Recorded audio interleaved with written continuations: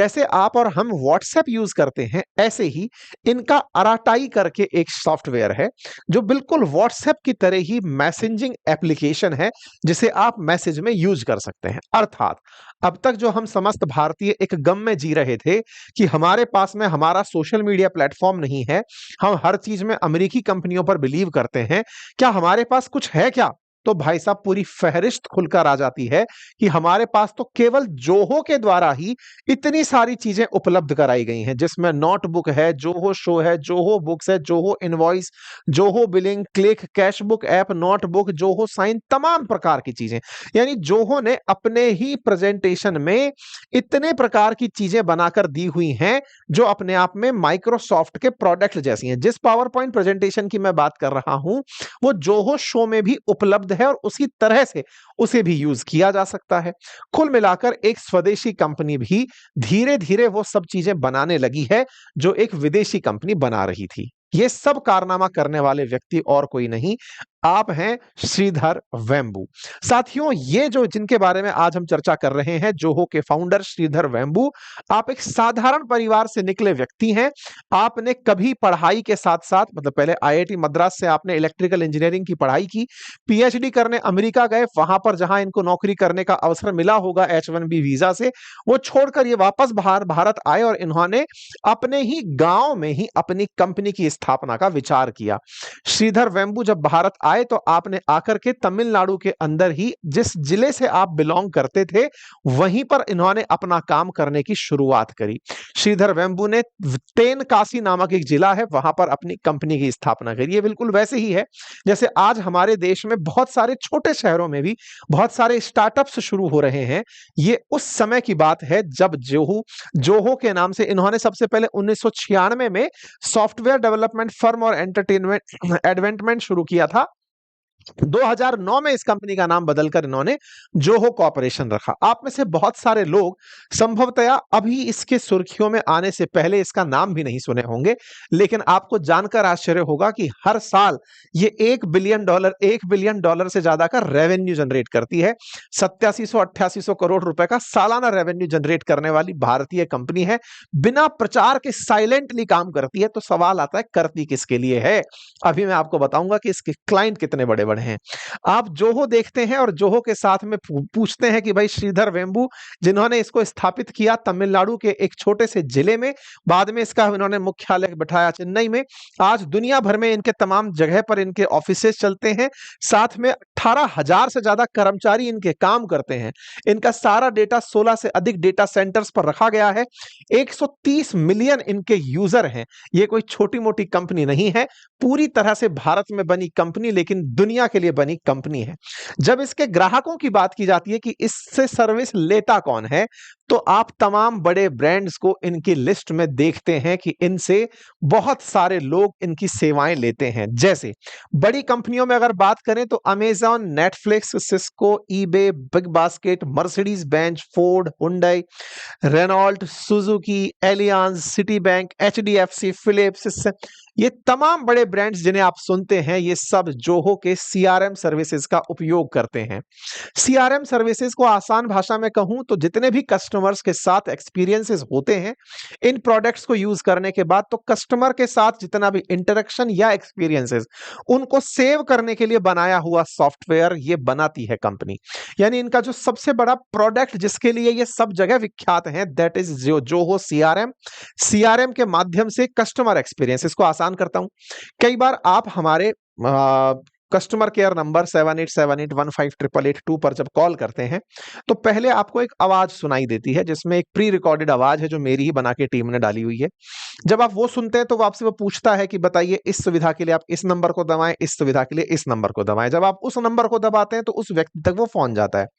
जब वो जाता है तो आप जो बात कर रहे हैं वो बात भी रिकॉर्ड हो जाती है और साथ ही साथ आपके रिलेटेड जो भी आपने बातें बोली वो सामने टेबल पर नोट होती चली जाती हैं कि आप ये बात बोलना चाह रहे रहे हैं, आपने अपनी बात में ये परेशानी बताई, उस पर रिमार्क डल गया कि सर को बतानी है ये बात, इस पर ये अपडेट करना है, सारी बातें वहां पर अपडेट होती चली जाती हैं।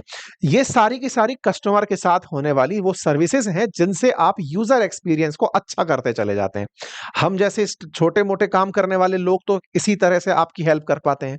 बहुत सी कंपनियां आपसे चैटबॉट पे ही सारा काम करा ले जाती हैं। जैसे जियो ने देश में सबसे बड़ा बेस बना के खड़ा किया हुआ है, लेकिन वो जब आपसे बात करने की बात आती है तो आप कस्टमर केयर नंबर नहीं ढूंढ पाते।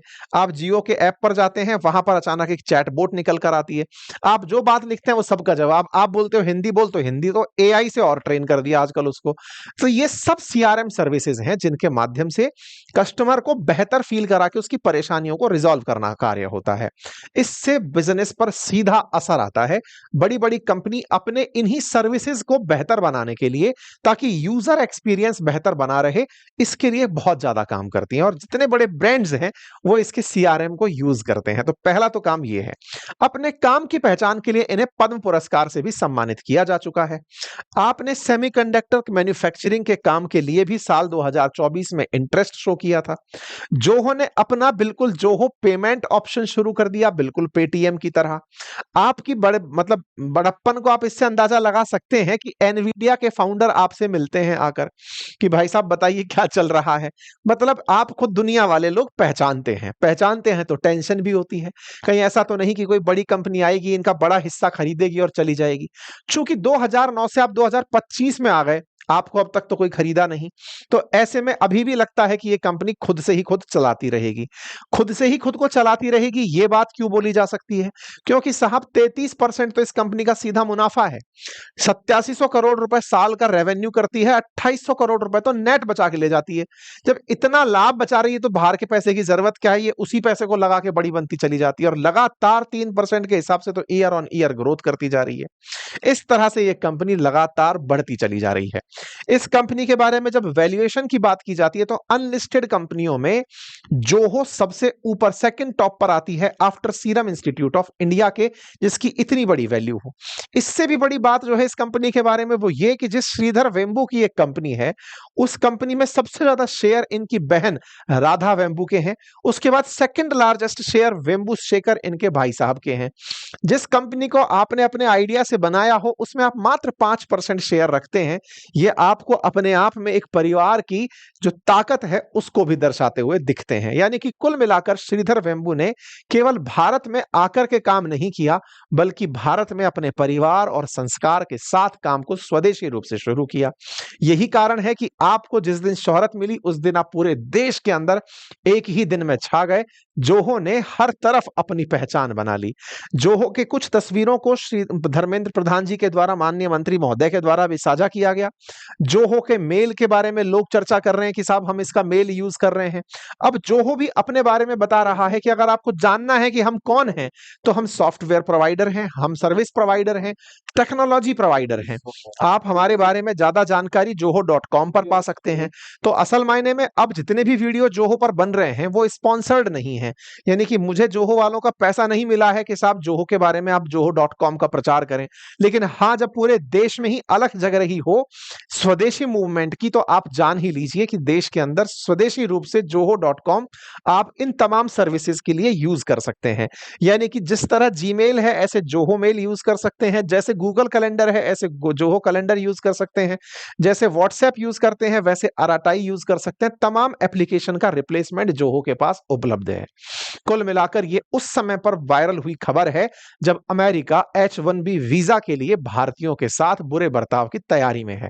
उस समय श्रीधर वेम्बू द्वारा H1B वीजा चाहने वालों को यह कह देना कि डरो मत, भारत आओ, बहुत सारी अपॉर्चुनिटी है, यह अपने आप में बड़ी बात बन जाती है। मुझे यह कहते हुए दुख तो होता है, लेकिन इंडियंस जो H1B वीजा के लिए अमेरिका में है, this may be the time, come back home, it may take 5 year to rebuild your life but it will make you stronger. और इन्होंने उदाहरण में सिंधियों का उपयोग किया, नाम का उपयोग किया और कहा कि कभी भारत में सिंधी भी ऐसे ही आए थे, अपना सब छोड़ करके आए थे, लेकिन आज भारत में वो बहुत ही मजबूत स्थिति में है।